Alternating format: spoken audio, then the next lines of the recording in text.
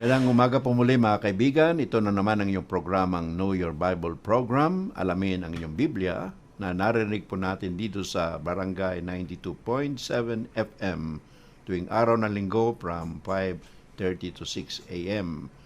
Ang programang ito ay sponsored po ng World Radio International and Churches of Christ sa USA. Ang Church of Christ po ay naitatag sa Jerusalem AD 70 based on Matthew 16 verse 18 and Romans 16:16. Ang ating pong discussion sa programang ito ay hinango natin sa librong pinamagatang Into the Abundant Life na mayroon pong dalawampung paksa. At ito po ay published ng Truth for Today Mission School from Jersey, Arkansas, USA. Ang inyong po lingkod na nagatid ng mensahe sa inyo, Brother Dan Oliva. Pwede po kayong mag-text o tumawag sa 059-493-29, 0927-699-2162. Ang aking pong email address, type nyo na lang Danny, N, _Oliva_PH@yahoo.com. Namimigay din po kami ng mga libreng babasahin, limited copies only, at we also conduct Bible studies, counseling, and home visits at your request. Sa pagpapatuloy po ng ating discussion sa paksang Who is God the Father? Sino ba ang Diyos na Ama?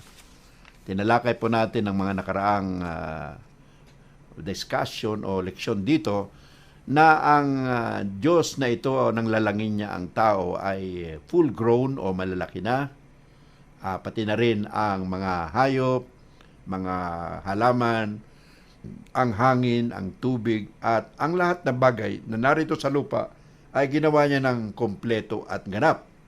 Yan po ay laban sa theory of evolution na nagsasabi na ang tao raw ay nag-develop after so many millions of years at finally naging tao. Sa ating pong discussion o pag-aaral sa umagang ito ay tatalakayin natin ang isang katangian ng Diyos na masasabi nating kung iba ay tinatalakay nila at kini-question ito. Pero sa Biblia po ay sinasabi na God is eternal God. God is what you call omnipresence. God is eternal. Ang ibig sabihin, wala siyang pinagmulan at wala rin siyang katapusan. Psalms chapter 90 verse 2, sinulat ni Haring David, From everlasting to everlasting, you are God. Mula sa simula at hanggang sa walang simula, o mula sa walang hanggang sa walang hanggan, ikaw ay Diyos. Marami po pong teksto sa Biblia na nagpapatunay ng ating sinasambang Diyos ay matatawag nating eternal o walang hanggan. Sa Book of Psalms, chapter 139, verse 7 to 12, isa po yan sa mga teksto at napakarami po. Pero yan po ay maaari nating patunayan na ang ating Panginoon Diyos ay matatawag nating eternal o walang hanggan. Ngayon, isa pa pong katangian ng ating Diyos na Ama ay siya po ay tinatawag nating Almighty. Pag sinabi nating Almighty, ang ibig pong sabihin ng Almighty is omnipotent. Lahat ng kapangyarihan ay nasa Kanya. Pwede niya pong gawin ang lahat ng bagay na gugustuhin niya. Ayon po sa sulat ng propetang si Jeremias, chapter 32, verse 17. Sabi doon ng Panginoon, I made the heavens and the earth by your power. So sa pamamagitan ng kapangyarihan ng Panginoon Diyos, nilalang niya o ginawa niya ang mga langit at ang lupa. Bakit sinabi kong mga langit? Sapagkat sa Genesis 1 verse 1 po sinabi doon, mga langit, hindi lang po sinabing langit. Ayon po sa mga commentators at Bible scholar, ang first heaven, ito pong atmosphere. Ang second heaven po ay ang outer space. At ang third heaven naman po ay kung nasaan ang ating Panginoon Diyos. Yun po ay sinabi rin ni Apostol Pablo sa ikalawang Korinto, 2 Corinthians chapter 12, kung saan sinabi niya na there was a man who was taken into the third heaven. Yung third heaven na yun ang tinatahanan ng ating Panginoong Diyos. Ngayon, ano pa pong katangian ng ating Panginoong Diyos na sinasamba? Ang ating Panginoong Diyos po ay banal. God is holy. Ibig pong sabihin ng banal ay hindi niya pinapayagan ang anumang masama dito sa ating mundo. Siya po ay Diyos na matuwid. Ayon sa sulat ng propetang si Habakuk, chapter 1, verse 13, ang ating Panginoong Diyos ay hindi niya pinapayagan ang kasamaan sapagkat siya ay matuwid na Diyos. Ang ating Panginoong Diyos pa rin ay hindi po pwedeng matukso o hindi rin siya tumutukso sa tao para gumawa ng kasamaan. Sinusubukan niya ang tao na gumawa ng mabuti, pero hindi niya tinutukso ang tao na gumawa ng masama. Ang tumutukso po sa tao para gumawa ng masama ay ang kinatawag nating demonyo o si Satanas. Hindi rin po tinutukso ng Panginoon Diyos ang tao para gumawa ng masama. Doon po sa sulat ni Apostol Juan ay tinatalakay ni Apostol Juan sa kanyang mga sulat na ang Diyos ay hindi tumutukso o hindi nanunukso sa tao para gumawa ng masama. Isa pa po na katotohanan, ayon sa sulat ni Apostol Pablo kay Tito, chapter 1, verse 2, sinabi niya roon na ang Panginoong Diyos ay hindi maaring magsinungaling. He cannot or He does not lie.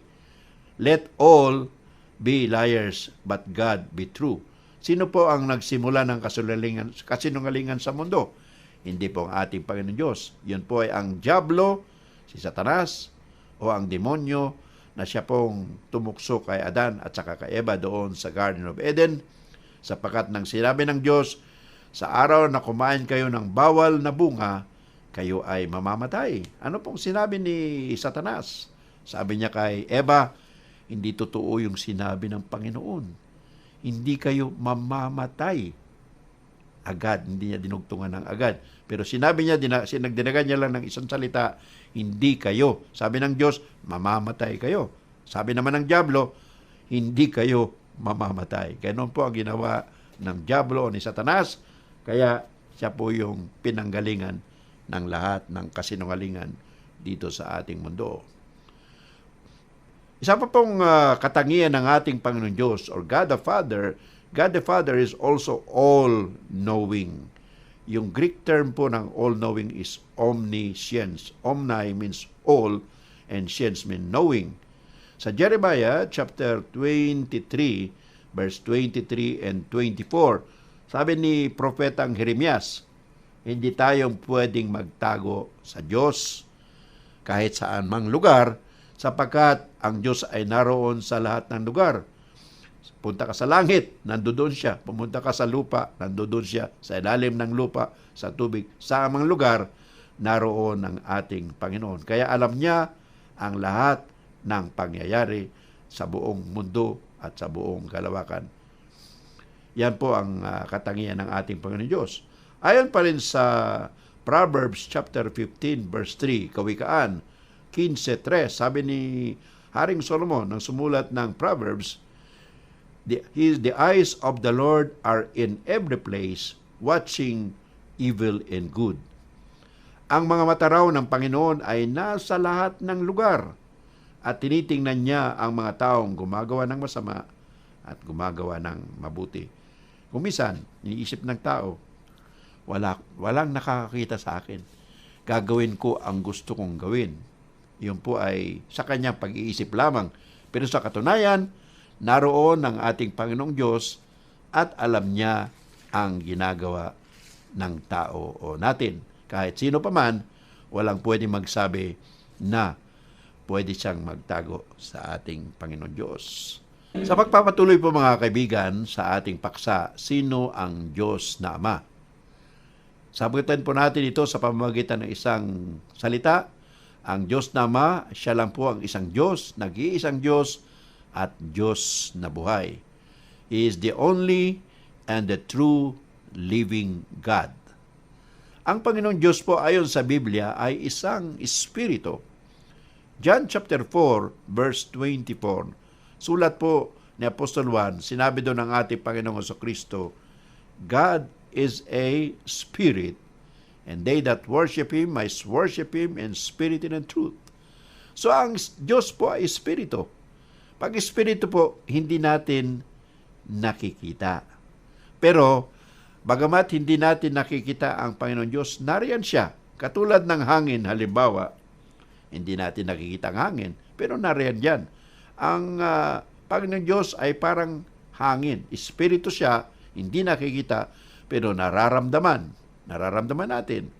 Ang Panginoon Diyos po bilang espiritu ay nakakakita, naririnig, nakakarinig, nagsasalita, nakararamdam.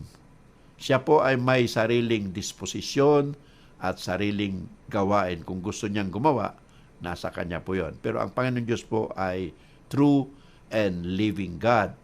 Yan po ay contrast o taliwas sa mga pag-iisip ng tao na ang Diyos daw ay masyadong okupado o laging abala doon sa Kanyang kalangitan.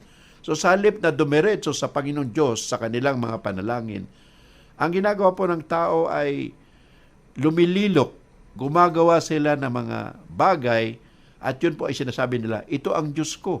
Gumagawa sila ng mga rebolto, gumagawa sila ng rarawan, maaring bato, maaring kahoy o ano pa mang material ang ginagamit upang sabihin, ito na ang aking Diyos.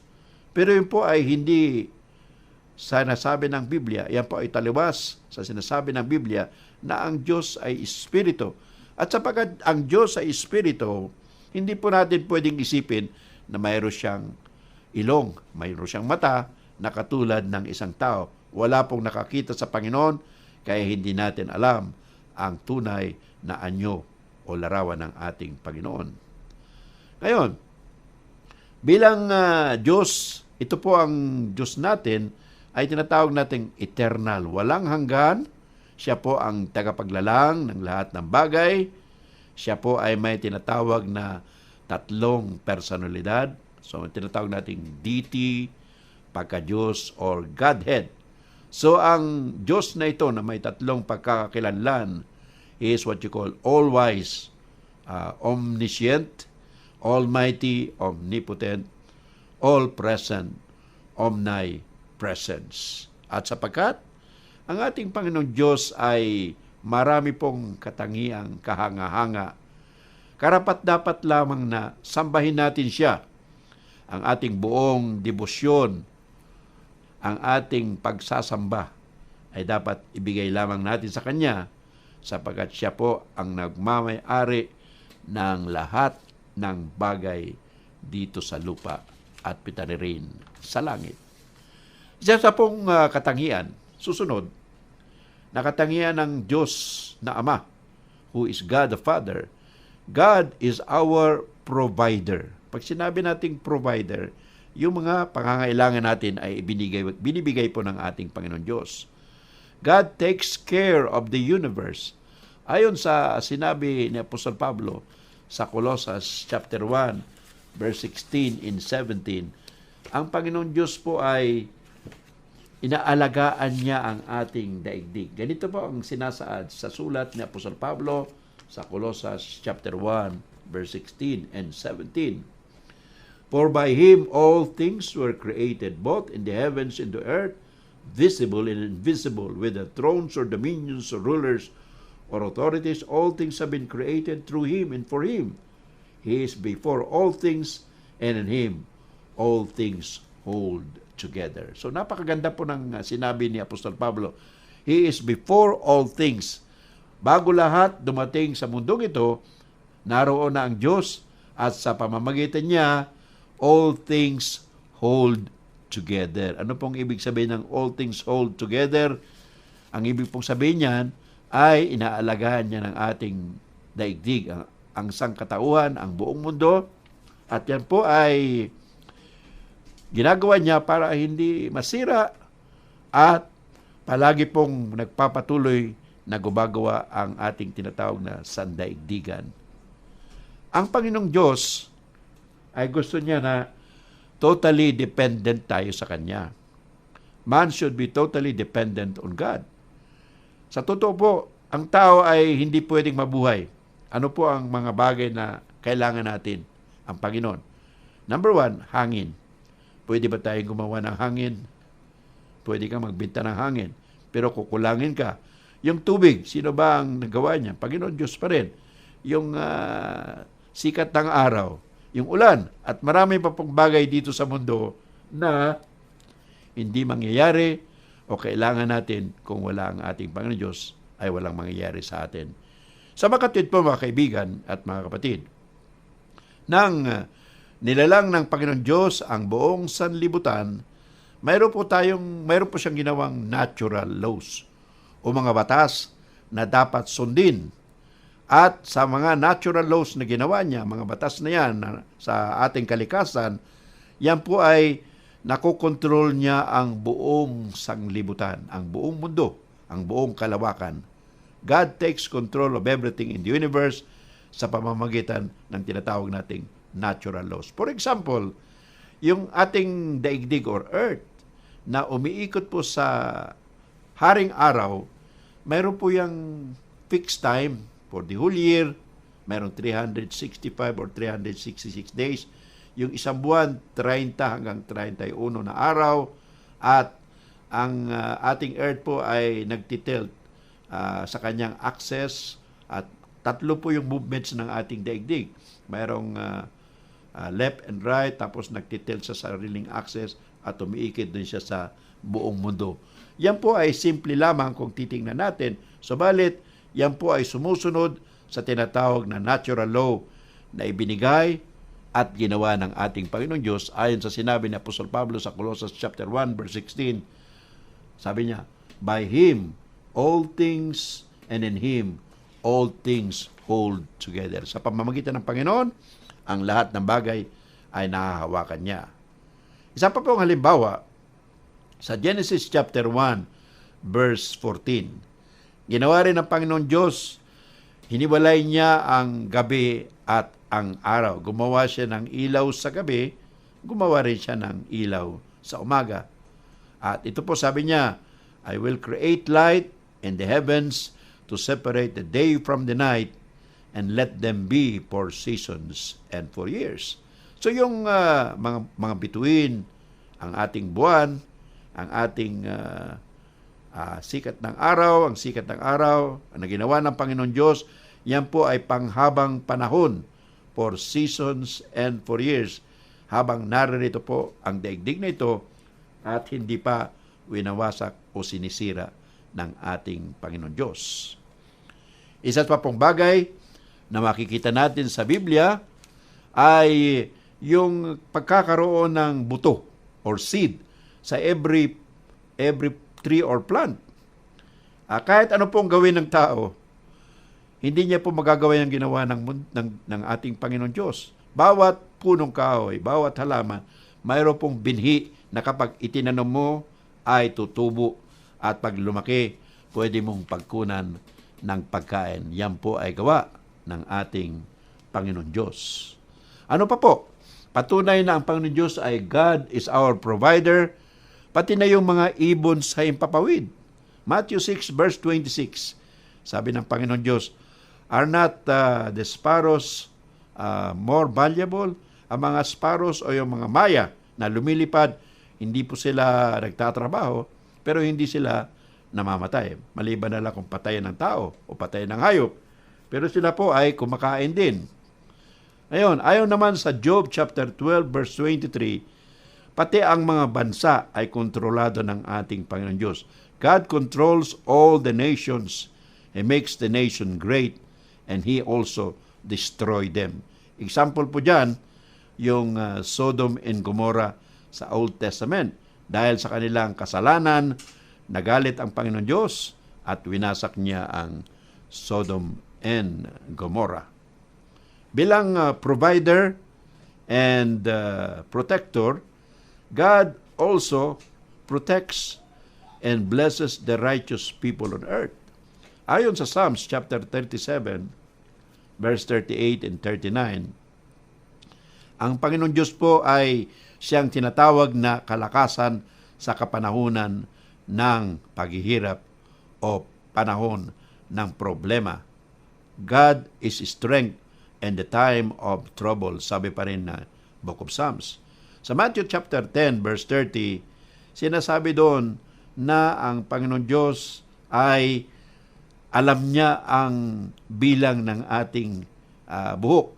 Yung kung ilang libo o ilang milyon ang hibla ng buhok ng tao, alam na alam po yan ng ating Panginoon Diyos. So yan na po ay nagpapatunay na ang Panginoon Diyos talaga ay napakatalino. Ano pa po? John chapter 10, verse 27 to 28, ang Panginoon Diyos ay nagbibigay din ng buhay na walang hanggan sa mga taong sumusunod sa Kanya. Katulad ng mga tupa, lahat ng lumalapit sa Panginoon ay hindi mawawala. Sila ay bibigyan niya ng buhay na walang hanggan sa Kanyang hanggang sa kanilang pagtatapos. Tuloy pa rin po natin sa idea na God is provider. The earth is being cared for, provided for by God, for it is held in place by God. Ayon po sa binasa natin kanina, Colossians chapter 1 verse 16, Hebrews chapter 1 verse 3. Ang Panginoon Diyos po ay nagbibigay rin ng provision. Hindi lang po sa mabubuting tao. Sinasabi po sa Matthew 5 verse 45, ganito po kabait ang ating Panginoon. God provides all for all, both for the wicked and the righteous. Ano pang halimbawa dyan? He lets the sun rise for the good and for the evil, and He also lets the rain fall on the good and the evil. So bawat tao, masama man mabuti, sinisikatan ng araw at binibigyan rin ng ulan ng ating Panginoon Diyos. So ganyan po kabait ang ating Panginoon. Okay, sa pagpapatuloy po, basahin natin ang sinabi ni Apostol Pablo sa Romans chapter 8 verse 26, kung saan sinabi niya, all things work together for good to them that love the Lord. And finally, sa ating pong pag-aaral sa Who is God the Father, sasabihin natin na God is also Redeemer or Savior. Siya po ang ating tagapagligtas. Ito po ay ginawa niya sa pamamagitan ng kanyang anak na si Jesucristo na naging tao, bumaba mula sa langit, naging tao, at naging masunurin hanggang sa kamatayan sa krus, sa Kalbaryo. Yan po ay nagpapatunay na ang Panginoon Diyos ay napakaganda ang kanyang pag-ibig sa tao. John 3:16, palagi po nating binabasa ito.